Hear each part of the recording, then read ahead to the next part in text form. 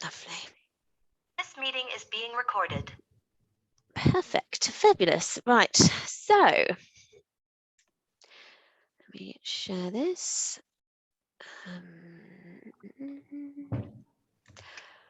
Fab. Can we see that okay? Perfect. Lovely. So here we go. So welcome to the interview workshop. As mentioned, I am Sam Woodhouse. I am the channel lead here at Crone Corkill. So we'll start off with just a little bit about us for those of you that don't know. So Crone Corkill are part of the RGF staffing group.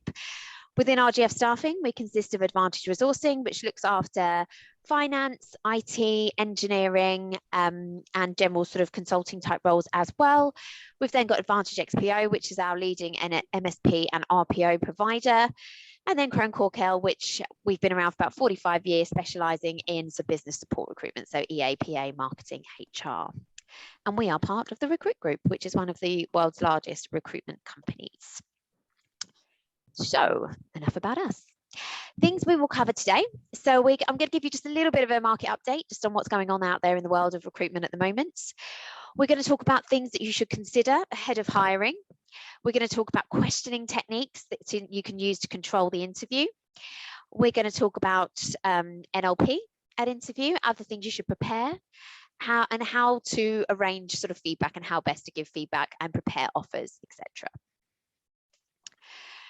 So firstly, before we go into this, the market at the moment, for those of you that haven't recruited, has changed drastically in the last 6 months.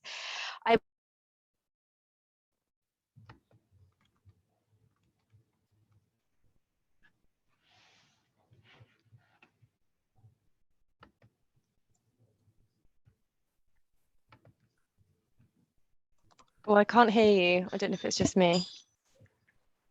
No, it's not. It's not just you. Oh, okay. No, I couldn't hear either. Right, fine. Oh, no. I would say probably suddenly went on hold or was cancelled indefinitely, offers were withdrawn, and candidates everywhere were being made redundant. Sorry. So we then... Oh. There was a drop in connection. Okay. You missed what you were saying previously. Oh, sorry. Am I back now? Is everyone okay? Yeah, you're back now.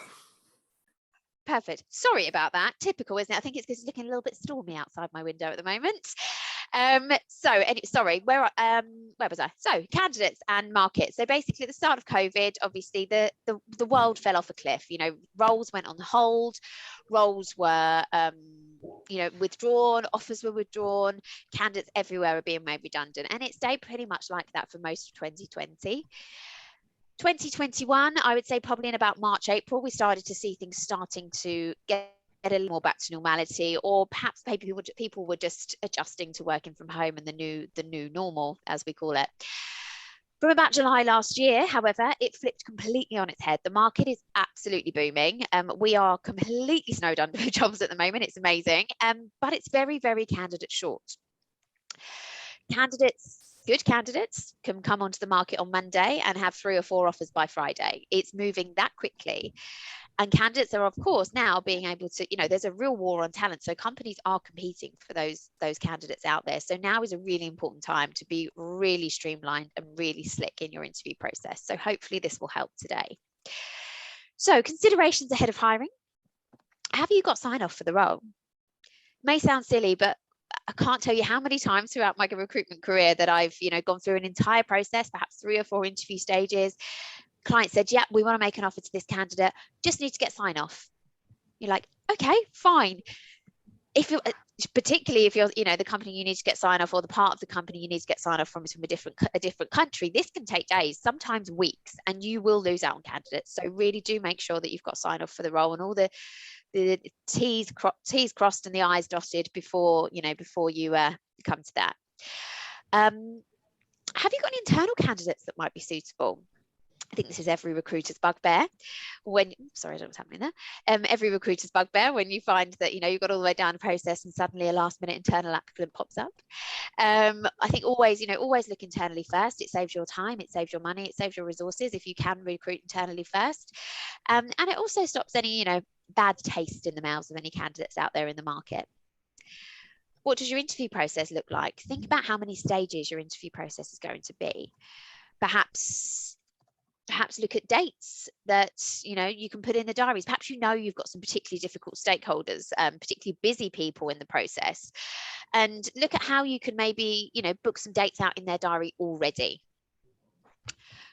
If you do find a candidate you like, as I mentioned, things are moving incredibly quickly, so don't delay on offering your candidate. If you find a candidate you love, offer them as quickly as possible.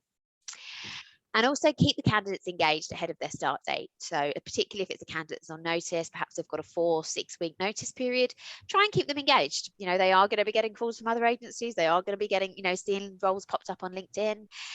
Definitely make sure, get them in for lunches, get them in for coffees, perhaps get them in for, just to meet the team or for a, half day in the office or something along those lines. Try and keep them as engaged as possible. Can everyone still hear me okay? Yeah, we're still good? Yeah. Perfect. Lovely. Fab. So other things to consider ahead of interviewing. Why work with your organization? What are the benefits of working with this current team or current person? Have a think about your CSR initiatives, your equality, diversity and inclusion initiatives, your well-being initiatives. These 3 things are things that are so important to candidates in the market at the moment. So really have a think about this before you start the interview process. What makes your company different? What can you really use to sell to this candidate? Other things we will go through in a bit more detail, but think about things, is your website fully up to date? When this candidate goes on and has a look at your website and does some research of the company, are they seeing the overview of your company that you want them to see? 20.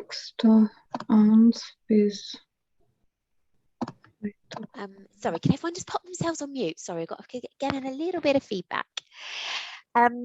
Also, some other considerations to think about ahead of interviewing are how this role fits within the wider organisation, how the role is going to be split, how does it compare to other roles within the company, and all of those sort of things. But again, we're going to touch upon these in a bit more detail as we go further on, but I will send this out to you so you can use this as a little bit of a checklist. So, competencies. Competencies are an incredibly important part of the interview process, and they will be used several times throughout a good recruitment process. So examples of competencies. So perhaps you're recruiting for an EA or any role within the organisation, but maybe we'll use an EA as an example here. And that EA is going to be supporting someone exceptionally tricky. There's one in every company, sometimes more than one. So this person is probably going to have to be resilient. They're probably going to have good problem solving skills, perhaps even good conflict resolution skills. And think about those key competencies and how you can ask some questions around that. Again, we're going to go into more detail. Benefits of using competencies mean that you can then create a competency-based interview and competency-based interview questions, which we will go into in more detail. And the benefits of using competency-based interviews for you is that it helps you to base your recruitment decisions on ability and match to aspirations rather than personal impressions or using that gut instinct. Yes, gut instinct can be useful, but it's also good to really base your recruitment decisions on something tangible. It also helps you to make confident and quicker hiring decisions that are right in the long term, and it helps to remove any subjectivity or discrimination from your recruitment process. The benefits of using the competency-based interviews to the candidate is that it gives candidates a really good framework in which to sell themselves. Quite often I've heard feedback, candidates have come out of an interview and they say, oh yeah, it was nice. Yeah, I really liked them, but I don't really know how it went. They didn't really ask me any questions. I didn't really feel like I got the opportunity to sell myself. Using a more structured competency-based interview questions and just more structured interview in general will give the candidates more of an idea that you do have a genuine interest in them and their abilities. And it also lets them walk out of the interview feeling like they've been challenged. Things to include in a job spec. So job specs, they're a pain to write. I understand that completely. However, they are super useful. We can help you write them if you do struggle to write them and you're not entirely sure to do it, but this guide here should really help you when you're putting that job spec together. Firstly, make your job title specific. PA, fine. Who are they supporting? What team are they in? Is it a team PA? Is it a PA supporting a certain number of execs? What executives is it going to be supporting? Be precise and include any key phrases that accurately describe the role. Avoid any internal jargon that might confuse the job seeker. Open with a really strong attention-grabbing summary. Your job spec should be an extension of your advert. As we said at the moment, the market is absolutely rife with jobs at the moment. It is completely booming, and you want yours to be the one that catches the candidate's eye and makes them go, "Ooh, that one sounds interesting. I'll apply for that." You also want to hook your reader with details about the company. Oh, I'm so sorry.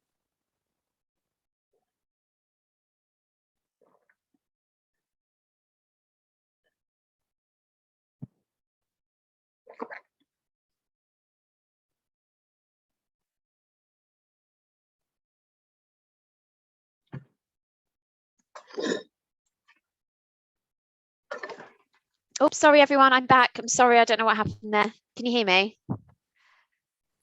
Yeah. Yep. Yes. Lovely. Sorry, I don't know why it keeps going on to Microsoft Teams here. I'm so sorry. Bear with me, everyone. Right, I'm back. Can you all hear me okay? Perfect. Sorry, slight malfunction there. Lovely. Back to it. So you also want to hook your reader with details about what makes your company unique.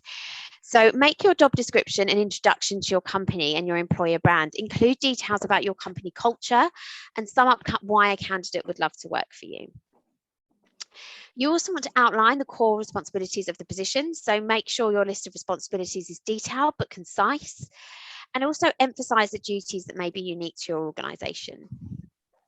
Of course, highlight the day-to-day activities of the role. Everyone wants to know what they're going to be doing day to day, and it really helps the candidate understand what they're going to be exposed to. Specify how the position fits into the organisation. So this piece here is all about visualization. It's all about a candidate being able to say, "Oh yeah, I can really see myself working there." So think about who the role is going to be reporting into and how that's going to function within the organisation. It also helps candidates to see the overall bigger picture and understand how the role impacts the business.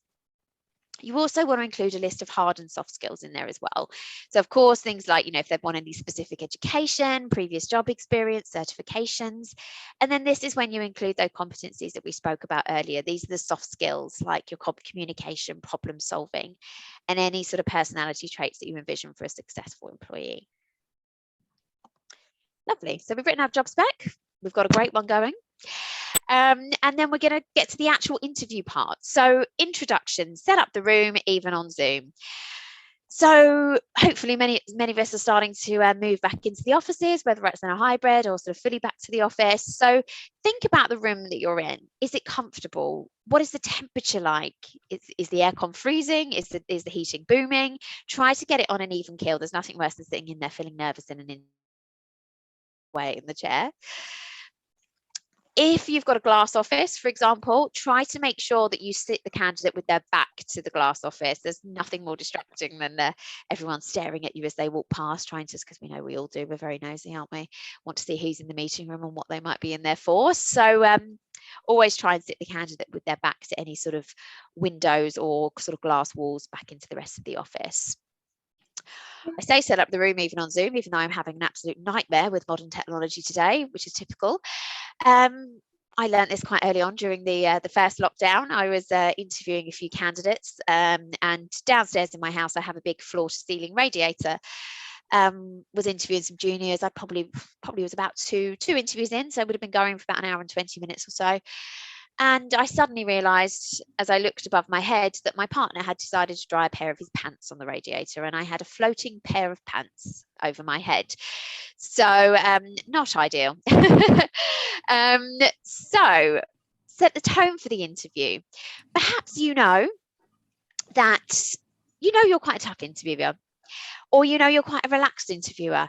Set that tone from the start. So as soon as the candidate comes in, if you know you're going to be quite formal, be quite formal from the start. Don't lull them into a false sense of security talking about the masked singer and then, go in for the kill as soon as you get in for the interview. Try to really set the tone. Break the ice, put the candidate at ease, as it always is. We need to talk about the weather, talk about the lockdowns, talk about COVID, all the things that we like to talk about over here. So break the ice, put them at ease. It really does help. Always offer a refreshment. Of course, this can be something which we might forget, but always try to make sure the candidate's got some water and that you've also got some yourself. So if you do need to take a beat, think about something throughout the interview, you can just have a nice slow sip of water and there isn't that awkward silence. Now, again, this isn't necessarily an introduction, but ask your employers their first impressions. For example, I had probably about 8 or 9 years ago, I had a candidate that was interviewing for a very, very senior role within a finance company. She'd got down to final stage, everyone absolutely loved her, and the CEO always had a policy where he asked every single person that person might have encountered what they thought of them. And it turned out, although she was an absolute delight to everyone she'd interviewed with, she was actually incredibly rude to the building receptionist. And because of that, she didn't get the role. So I think it's always a really good idea, where possible, to try and ask as many people as possible their first impression.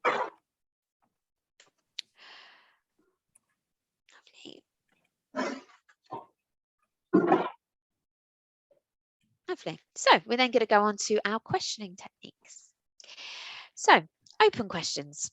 So this is when you want to, it requires a response that's more than a yes or a no. So this could be your, where do you see yourself in 5 years? Why are you interested in the role? What are your aspirations? What made you, why are you here today? Those kind of questions. You've then got your probing questions, which is a continuation of the open questions. So that's when you want to focus on a particular topic to identify some key information. So you mentioned earlier on that you do projects. Can you tell me a little bit more information about that?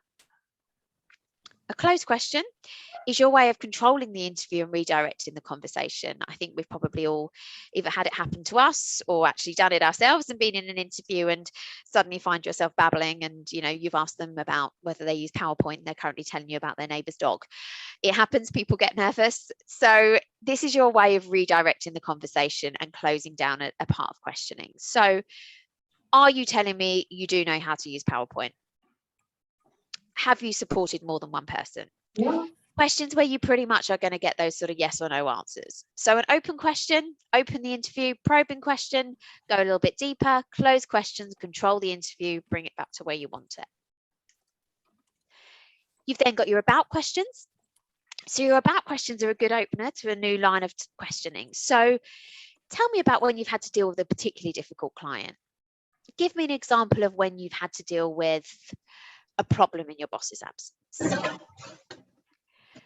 Reflective questions. Now, these are something which I find quite useful, particularly in things like the reasons for leaving, for example, or if a candidate's telling you about a tricky situation in their current role, and maybe you know that they could have this similar situation where you are. Perhaps you know that there's, a bit of a butting of heads between two execs, and this person's going to be supporting them both. And they mention, oh, in my current role, there's a bit of a conflict between some of the execs. It can be really tricky. So you immediately think, okay, well, how does that make you feel? If they turn around and say, oh, it's just one of those things, I handle it by doing this, this, and this, great. If they say, oh, I absolutely hate it, it ruins my day every day, perhaps not quite right for the role you're thinking of them for. And clarifying exactly what it says on the tin. Are you saying that, just to clarify, you don't want to manage people's diaries, for example? Questioning techniques to avoid. So multiple questions. This is one I find myself quite guilty of sometimes. A multiple question might be, you're saying, okay, so you mentioned that you run projects. Are you running those from start to finish by yourselves, or do you have a team? How do you actually delegate to that team? And how many projects are you running at the moment?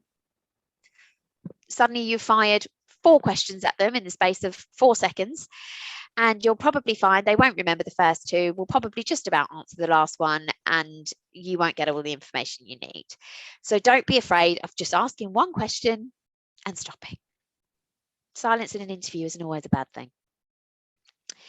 Leading questions. So this could be, perhaps you really like a candidate, but you really need them to say that they're good at doing something. So you might say, oh, so what you're telling me is that you're really good at Excel. You're an, you know how to do VLOOKUPs, you know how to do pivot tables, you know how to do macros, yes? They will probably sense the desperation in your voice and wanting the role. They'll go, yep, absolutely. And then walk out of the interview thinking, damn, what's a VLOOKUP? So try not to lead a candidate down the garden path, no matter how much you like them. Hypothetical questions. Again, this is they might be useful in some scenarios. So perhaps you might know a little bit of sort of inside business info that you're going to be moving offices in 6 months, but you can't tell them yet. So you could say, hypothetically, if we were to move, near to the Covent Garden area or something, would that still be okay for you? But do bear in mind, if you ask a hypothetical question, you may well get a hypothetical answer.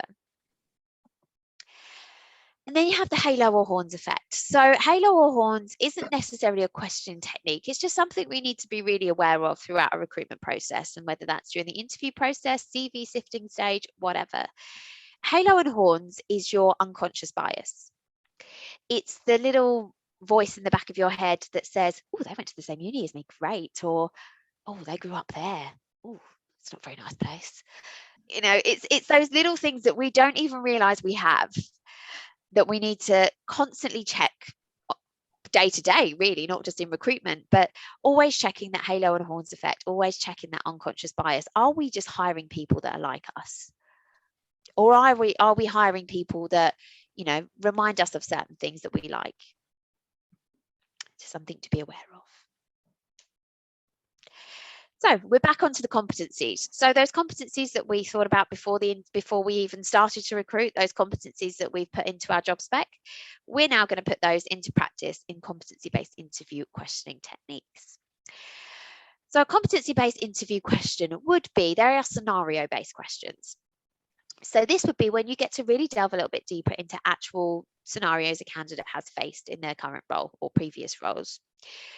So you may say something like, can you give me an example of when you've had to make an important business decision in your boss's absence? So this is how we want them to answer the question. You want them to answer it in a sort of threefold way.